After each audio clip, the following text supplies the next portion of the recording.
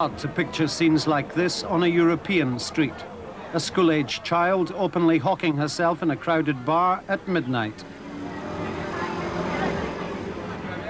Harder still to imagine that none of the onlookers is shocked or surprised. And the man she leaves with is neither brother, father, nor social worker. He's a foreign tourist. The growth in the prostitution of children isn't an accident. Thailand's approach to commercialized sex had a price. The country is threatened with an AIDS epidemic. Officially, some 900 people have full-blown AIDS. The reality is probably 9,000, and many more infected with HIV.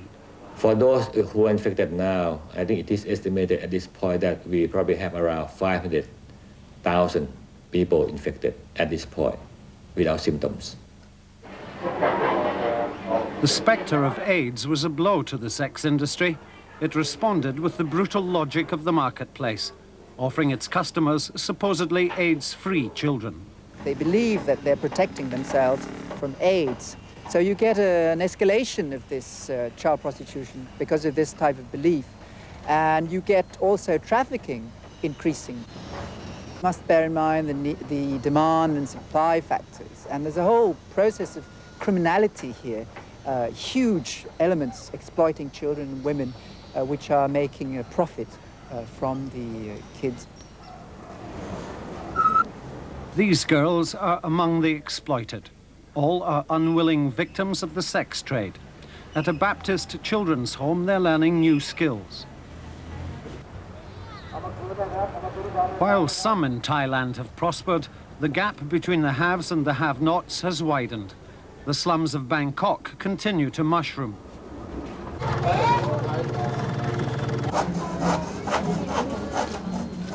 And it's these children of the poor who are most vulnerable. It's both a decline of the family system, ethically a certain degradation setting into the community, compounded by poverty, compounded by certain needs, which they perceive to be their basic needs, but which are at times very consumerist. They want a new TV and so on, so they sell the child because of that. The numbers have been increased because of the tourism. And younger girls are finding that with low education and no skill development, they don't quite just know how to go into the other kind of vacations. Some of the girls have tried to commit suicide by slashing their wrist or taking the medicine or, the poisons and so on. So there have been cases like that. And they've tried to flee, from the brothels. They write notes outside through the customers for help. They call for help. They wrote for help. Nationwide, the Thai government's cautious estimate is that there are 200,000 children, girls and boys trapped in prostitution. That figure is for children like Misa, under 15 years old. Child rights groups say the figures are higher, with as many as 800,000 young people involved. This in a population roughly the same as Britain's. More than half of those rescued test HIV positive. The sex industry is ruthless, and among its prime targets are the poorest of the poor. Girls like these, the daughters of the Aka people, one of Thailand's hill tribe minorities. Young girls who might be tricked, kidnapped or sold. The younger, the better. Likely girls are spotted by local agents of the sex syndicates, then ferried out of the hills. These girls are among a lucky few. Their dirt-poor families were prime targets. Children's rights workers saw the risk and took them into care before it was too late.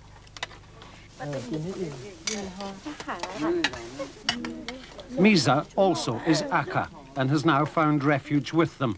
For her, of course, it didn't come soon enough.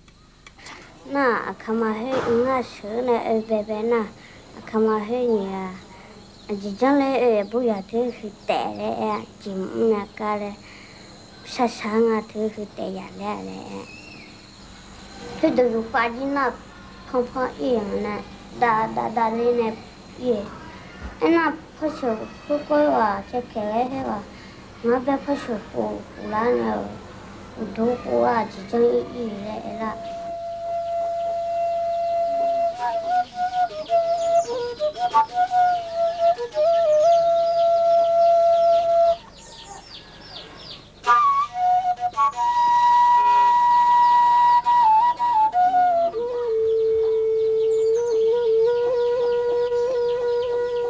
Like most of the Aka, Misa's family is landless, illiterate, and denied Thai citizenship. Heroin addiction is commonplace. When I go back to the village, I just don't have any friend to talk with, like in my like when I was young. Because all of my friends, they are now they inject the heroin.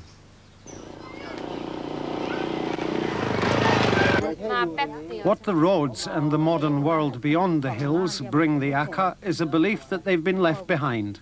Many view their children as about the only saleable asset they have. 15 years ago, prostitution was something that some girls did, but not all girls did. Now it's becoming a way of solving economic problems. It's been seen as that's what you do. If you have an economic problem, you send a daughter into prostitution. Village after village has been plundered by agents of the sex industry. The going price for a pretty child is around £400. Few girls over the age of 12 remain. Visits home are rare and then only by older girls. All of these girls work as prostitutes. None of them wants to continue. All of them will. They've become their family's major breadwinners. Others come home to die. Despite the best efforts of the village spirit doctor, this girl lost her battle with AIDS. Her father still puzzles over her death.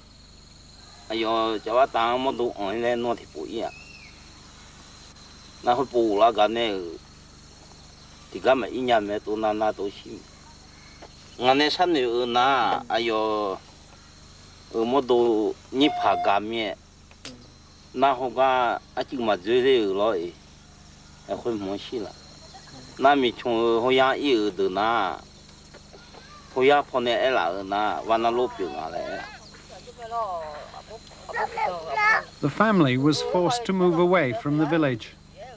The young men in the village are saying, who are we going to marry? Who is there left to marry?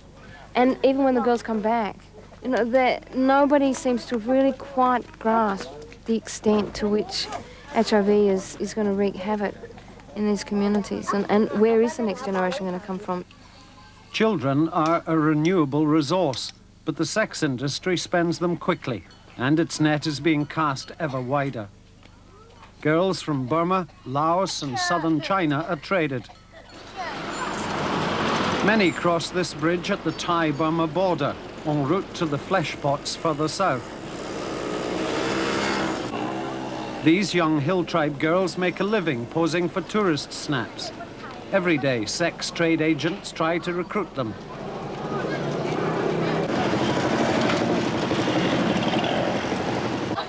Heroin, gemstones and other contraband slide easily across this frontier.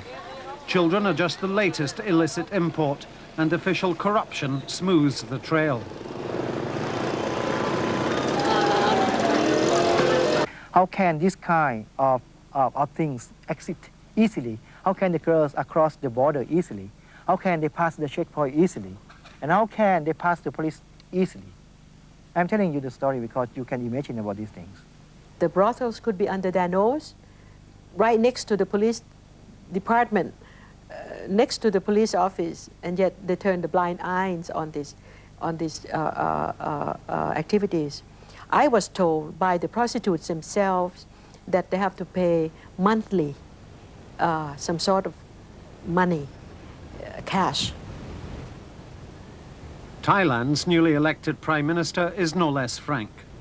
ที่ผมเรียนแล้วเพราะเหตุว่าความย่อหย่อนของกฎหมายหนึ่งและเจ้าหน้าที่มีผลประโยชน์ทำให้ละเลยต่อการแก้ปัญหานี้ครับโดยส่วนตัวผมสนใจปัญหาเรื่องนี้มานานแล้วนะแต่ว่าผมไม่มีอำนาจหน้าที่ที่เกี่ยวข้องเพราะนั้นเมื่อมีโอกาสได้ทำงานจึงได้ถือเรื่องสังคมเรื่องนี้เป็นเรื่องใหญ่เพราะว่าเป็นปัญหาสังคมที่ร้ายแรงอันหนึ่งในสังคมไทยในขณะนี้ Late last year, Prime Minister Chuan launched a crackdown. Official corruption will be a major obstacle. And if among Thailand's law enforcers are the lawbreakers, what hope is there of tackling the problem? We set out to investigate. We began in the northern hills. This is Buka. It was her story that first decided us to travel to Thailand and find out more about the way that Western sex tourism is exploiting a generation of the country's children. Buka had been sold into prostitution once, rescued, then sold again. We determined to find her. Api is Buka's stepfather, a heroin addict with the most expensive habit in the village. His wife, Buka's mother, is also an addict. This is one of Buka's uncles, a convicted trafficker in children. It was a second uncle, along with stepfather Api, who first arranged her sale to the outside world. She was 12 years old. The buyer, a restaurant come brothel on the tourist island of Phuket. The price around £400. Api bought a refrigerator. In June 1991, when she was 13, Buka was rescued and returned to the village. Within weeks, she was sold again. มาที่นี่ก็อยากจะรู้ลูกสาวลูกคนโตก็อยู่ที่ไหน อยู่ภูเก็ตอยู่กลก ที่กะโหลกลูกสาวนี่ก็ทำงานอะไร ทำงานที่หาเงินกับผมไม่รู้เหมือนกันหาเงินอย่างเดียวครับ ไปหาเงินนะหาเงินทำงานอะไร แต่เขาบอกว่าหาให้กันเลี้ยง ก็ลูกสาวไปทำงานที่กะโหลกก็นานเท่าไหร่ไปกี่เดือนแล้ว แต่ประมาณนะระยะเดี๋ยวนี้ไปก็ไม่เกิน3 เดือนนะ 3 เดือนนะก็อายก็ทำไมอายก็ให้ลูกสาวออกไปเป็นโสเภณีที่กะโหลกก็ทำงานก็ให้เป็นโสเภณี บอกว่าไม่ใช่นี่เขาก็ยังติดหนี้ อายเคยได้ยินเกี่ยวกับโรคเอดส์ไหมหรือโรคเอดส์เป็นอะไรไหม ไม่รู้เหมือนกันผมอะ แต่ถ้าอายรู้ลูกทำแบบนี้อาจจะตายนะอาจจะคิดยังไง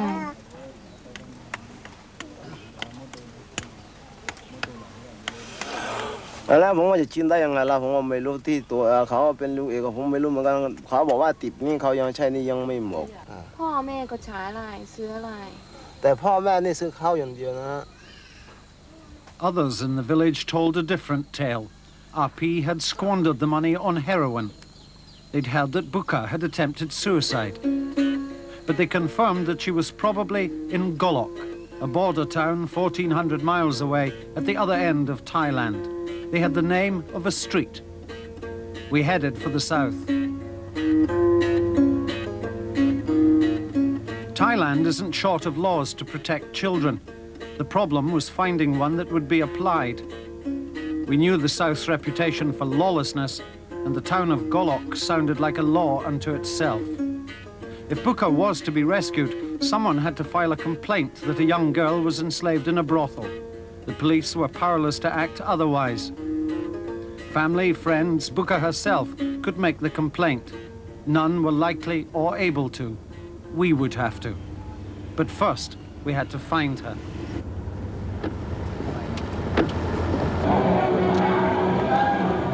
Was this the right place? It was certainly a brothel, and a seedy one at that.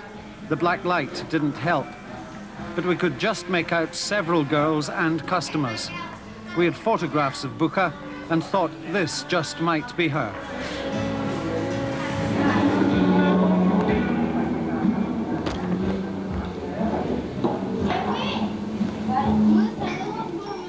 We followed her to her room, a small cubicle where she lived and worked to feed her stepfather's heroin habit.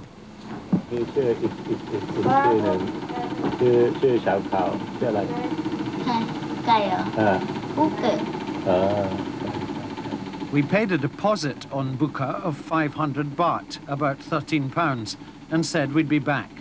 The police needed proof that Buka was being sold for sex. The banknote would be evidence.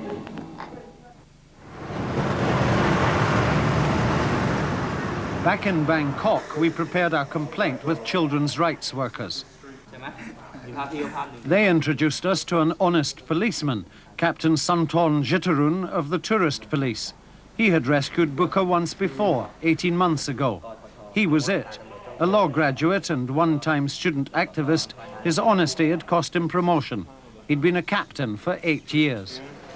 Tables, the manager's desk, here, manager. And here is Booker's room. Suntorn was still angered that those involved in the sale and abuse of Booker, including people he had arrested, had got off scot-free. He offered to try again. The go-ahead came through in just 24 hours. Suntorn and his team prepared for the long drive to the south. Many things could still go wrong. It wasn't unknown for news of a raid to leak out.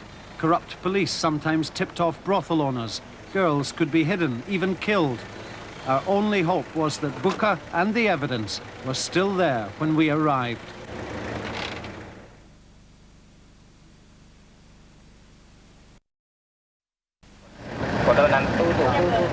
No one has slept for 36 hours. The journey from Bangkok to the far south has been long and exhausting. Police Captain Suntorn has sent men ahead to reconnoitre the town's red light district. One of our fears is that details of the raid might have leaked out. It seems they haven't. Still, there's some confusion. But yes, this is the place.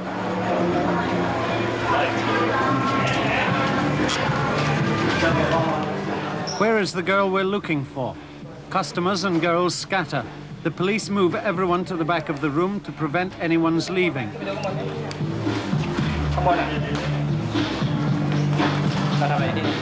In the melee, one officer finds a small, slight girl. To our relief, it is Booker. Like the others, she seems dazed. Suntorn collars a suspected pimp.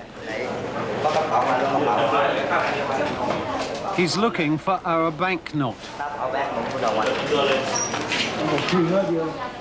He still needs evidence, the money we'd paid as a deposit on Booker. He rifles through the takings and finds it. He needs to match the serial number.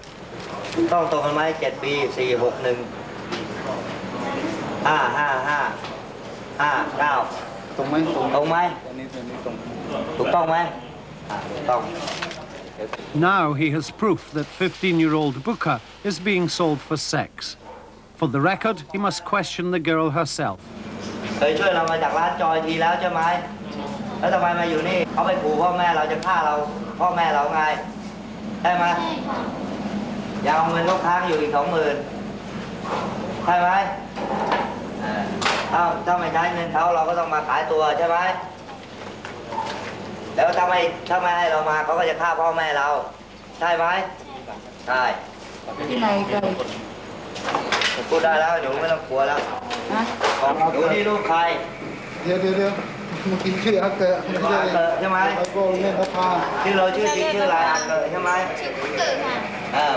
The so-called debt is money the brothel owners have paid for Booker, money which she must repay.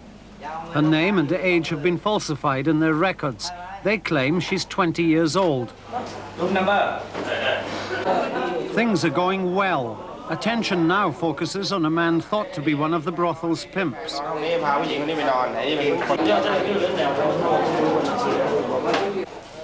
The two alleged pimps are arrested.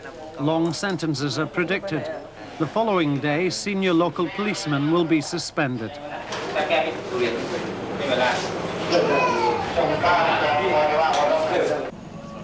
The raid has seriously disrupted what passes for normality in the town of Golok. The locals are not pleased, but 5 girls, including Booker, are free. The next day, after washing the paint off her face, Booker tells us her story.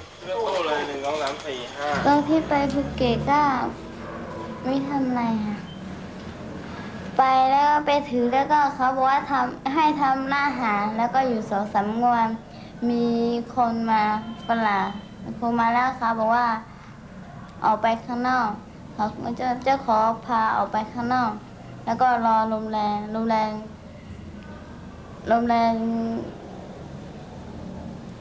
รไม่รู้จำไม่ได้แล้วก็รอลมแรงนี่แล้วก็ฝรั่งคนนี้เข้ามาน้องก็กลัวเหมือนกันนะน้องก็กลัวแล้วถามเจ้าเขาว่าเขาทำอะไรเขาบอกว่าให้เปิดบริสุทธิ์เขาก็ว่าอย่างนี้นะน้องก็กลัวน้องก็ร้องไห้ด้วยฝรั่งคนนี้ให้ตี200แล้วเจ้าของนี่เอาไป101ค่ะเดี๋ยวนี้ลูกค้ามีน้องสาวคนหนึ่งอายุ12นะ